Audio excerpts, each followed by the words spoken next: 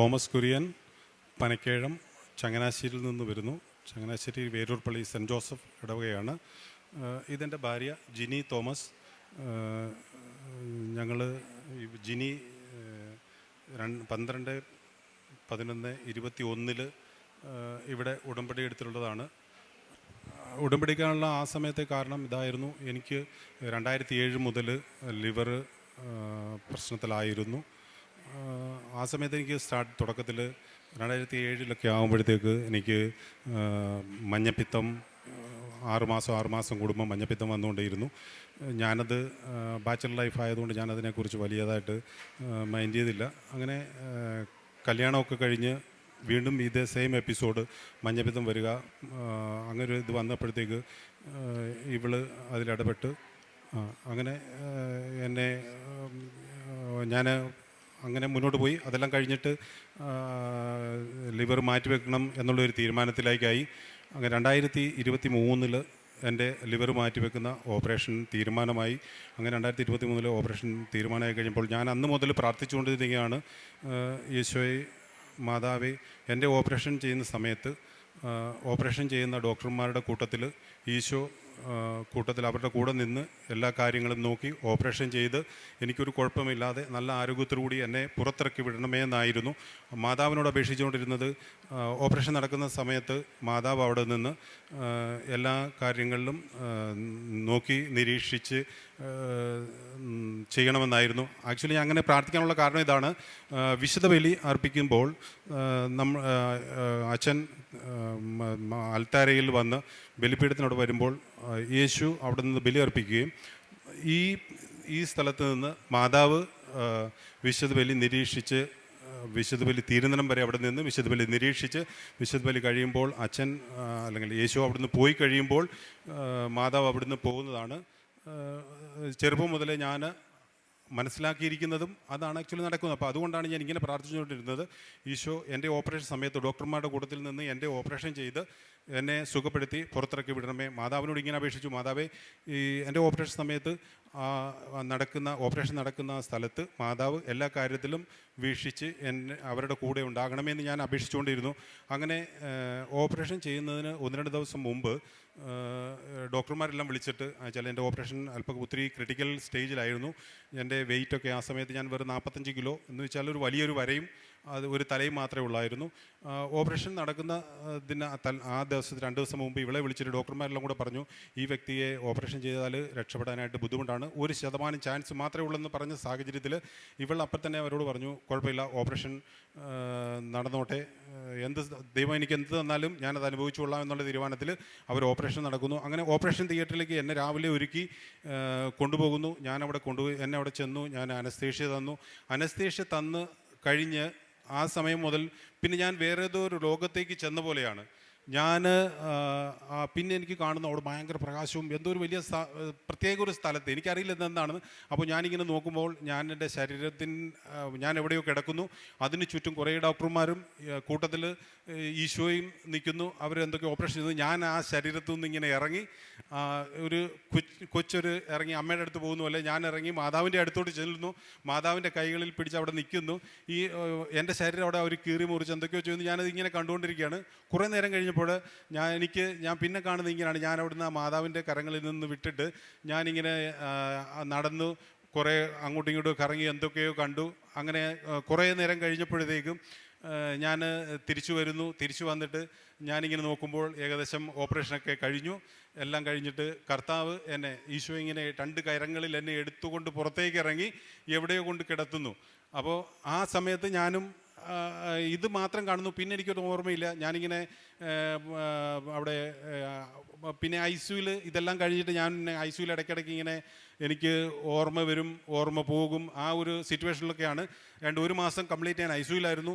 ആ സമയത്ത് അവിടെ വന്നിരുന്ന സിസ്റ്റർമാർ, എന്നെ നോക്കുന്ന സിസ്റ്റർമാരെ കൂടെയൊക്കെ ഞാനിങ്ങനെ പറയുമായിരുന്നു, ഞാൻ എൻ്റെ ഓപ്പറേഷനിൽ കർത്താവ് ഉണ്ടായിരുന്നു, മാതാവാണ് എല്ലാ കാര്യങ്ങളും നോക്കി നടത്തിയത്.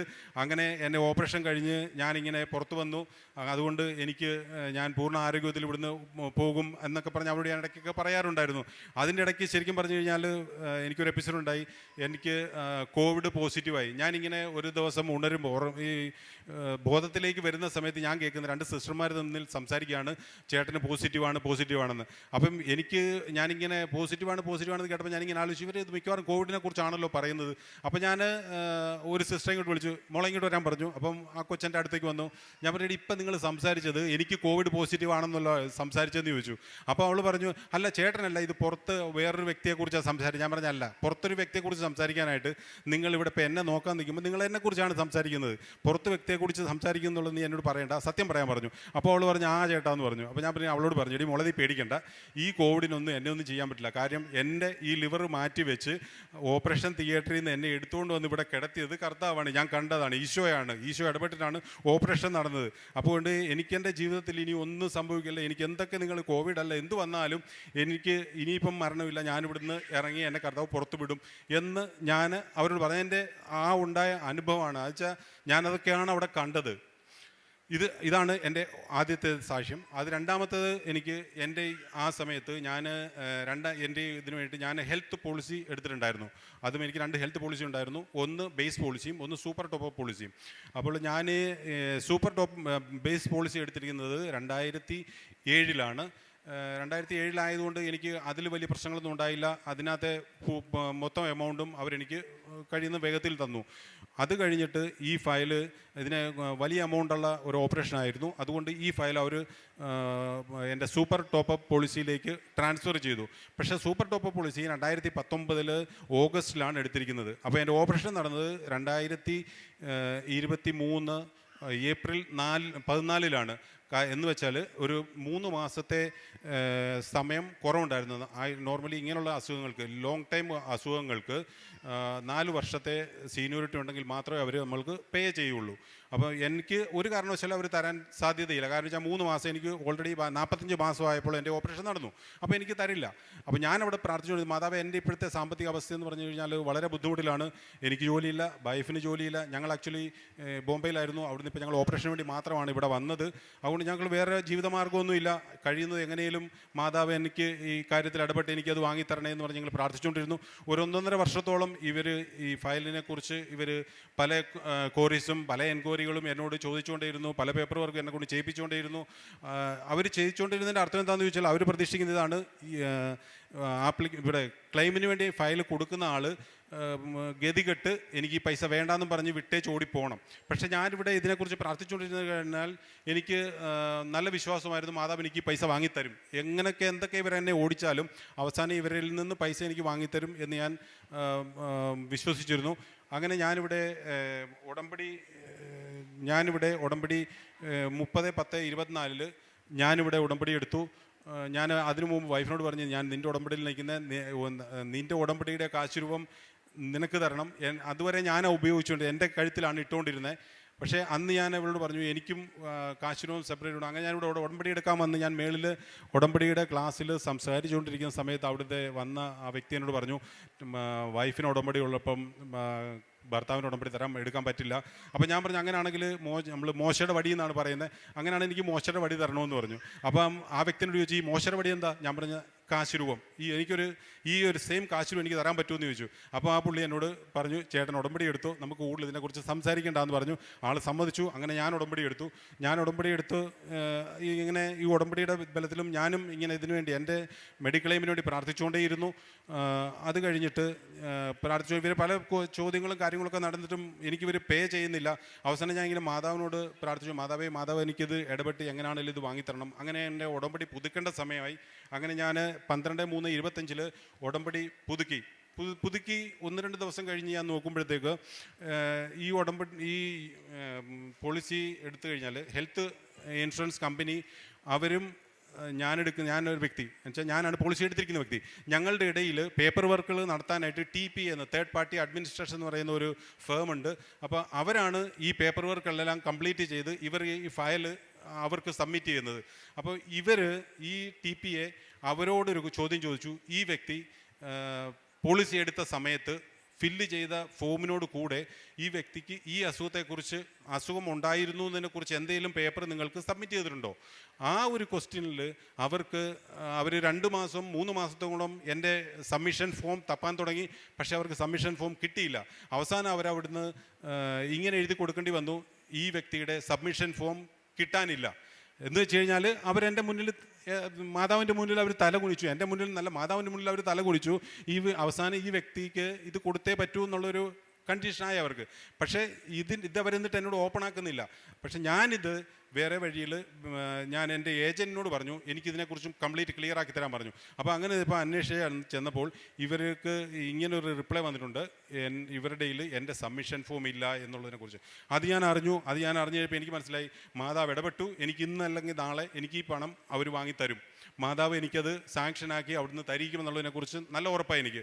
അങ്ങനെ 3 മാസത്തോളം വീണ്ടും പോയിട്ട് അവരൊന്നും എനിക്ക് റിപ്ലൈ തരുന്നില്ല. അവസാനം ഞാനിങ്ങനെ പ്രാർത്ഥിച്ചു, മാതാവേ, ഞാൻ ഇവരുടെ കമ്പനിയുടെ ഗ്രാവിയൻസ് ഡിപ്പാർട്ട്മെൻറ്റ് എന്ന് പറയുന്നൊരു ഡിപ്പാർട്ട്മെൻറ്റ് വെച്ചാൽ ഇവരുടെയൊക്കെ മാനേജ് ചെയ്യുന്ന എന്തെങ്കിലും കംപ്ലയിൻറ്റുകളുണ്ടെങ്കിൽ, കസ്റ്റമേഴ്സിന് എന്തെങ്കിലും കംപ്ലയിൻ്റ് ഉണ്ടെങ്കിൽ ആ കാര്യത്തിൽ ഇടപെടുന്ന ഒരു ഡിപ്പാർട്ട്മെൻ്റ് ഉണ്ട്. അപ്പം ഞാൻ മാതാവെ അങ്ങോട്ട് അവരുടെ ഹെഡിനെ ഞാൻ വിളിക്കാൻ ഒരുങ്ങുകയാണ്. മാതാവ് അവിടെ എൻ്റെ ഫോണിൽ സംസാരിക്കാൻ വരുന്ന ആൾ മീൻസ് അവിടുത്തെ ഹെഡ് ഒരു സ്ത്രീ ആണെങ്കിൽ ഞാൻ കരുതും മാതാവ് ഈ കാര്യത്തിൽ ഇടപെട്ട് മാതാവ് എനിക്ക് ഇത് വാങ്ങിത്തരുമെന്നുള്ളത് എനിക്ക് തെളിവായി എന്നുള്ളതിനെക്കുറിച്ച് ഞാനിങ്ങനെ പ്രാർത്ഥിച്ചു. അത് കഴിഞ്ഞിട്ട് ഞാൻ ആളിനെ അവിടെ വിളിച്ചപ്പോൾ അവിടുന്ന് ഫോൺ എടുത്തത് മീൻസ് ഗ്രാവിൻസ് ഡിപ്പാർട്ട്മെൻറ്റ് ഹെഡ് എന്ന് പറയുന്നത് ഒരു കർണാടകക്കാരി, ഒരു സ്ത്രീയായിരുന്നു. ഞാൻ അവരോട് എനിക്ക് ഉണ്ടായിരുന്ന സംഭവങ്ങളെ, ഈ ഫയലിനെ കുറിച്ച് നടന്ന സംഭവങ്ങളെക്കുറിച്ചെല്ലാം അവരോട് പറഞ്ഞു. അവർ എന്നോട് പറഞ്ഞു, നിങ്ങൾ വേണ്ട കാര്യങ്ങളൊക്കെ ഞാൻ ചെയ്തു തരാം, എന്തൊക്കെ ഇതുണ്ടെങ്കിലും ഞാനിതിന് ഇടപെടാം എന്നൊക്കെ പറഞ്ഞ് അവർ ഇടപെട്ടു. അതിന് പിറ്റേ ദിവസം തന്നെ അവർ ഞങ്ങൾക്ക് 3 പേർക്കും, എനിക്കും TPAയ്ക്കും മെയിൻ കമ്പനിക്കും അവരുടെ ഓഫീസുകൾക്ക്, എൻ്റെ ഫയൽ മാനേജ് ചെയ്യുന്ന കമ്പനിയുടെ ഓഫീസിലേക്കും മെയിൽ അയച്ചു. അവരോട് പറഞ്ഞു, ഈ വ്യക്തിയുടെ ഈ ഫയൽ എവിടെയാണ്, എന്ത് കാരണവശാലും ഈ വ്യക്തിക്ക് എന്ത് പ്രശ്നം ഉണ്ടെങ്കിലും ഈ ഫയൽ ഇത്ര ടൈമിനുള്ളിൽ എൻ്റെ ടേബിളിൽ വരണമെന്ന് പറഞ്ഞ് അവർ മെയിൽ അയച്ചു. അത് ഒരാഴ്ചയ്ക്കുള്ളിൽ ഈ ഫയലിനെ കുറിച്ച് പെട്ടെന്ന് അവിടെ ഈ 2 സ്ഥലത്തു നിന്നും ഭയങ്കര ഓട്ടമായി. അവസാനം ഫയൽ തപ്പിയെടുത്ത് എത്തിച്ചു. കുറഞ്ഞ സമയം കൊണ്ട്, പിന്നെ ഒരു മാക്സിമം 1 മാസത്തിനുള്ളിൽ എൻ്റെ പേയ്മെൻറ്റ് സാങ്ഷനായി അക്കൗണ്ടിൽ ട്രാൻസ്ഫറായി കിട്ടി. ട്രാൻസ്ഫറായി കഴിഞ്ഞ് ഞാൻ അവരെ താങ്ക്സ് പറയാനായിട്ട് വിളിക്കുമ്പോൾ ഈ ലേഡി ഇന്നത്തെ ദിവസം ബോംബെയിലായിരുന്നു എൻ്റെ ഈ സംഭവങ്ങളൊക്കെ നടന്നത്.